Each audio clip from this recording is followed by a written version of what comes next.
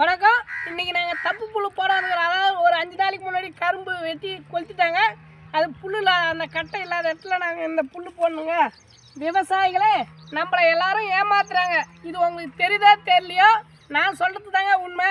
அதுக்கு முன்னாடி சிவாசி கரும்பு ஒழிக்கிறதுக்கு சிவப்பு கரும்பு வந்துச்சு, சிவப்பு கரும்பு ஒழிக்கிறதுக்கு பச்சை கரும்பு வந்துச்சு, பச்சை கரும்பு ஒழிக்கிறதுக்கு இந்த சொன கரும்பு வந்துக்குதுங்க.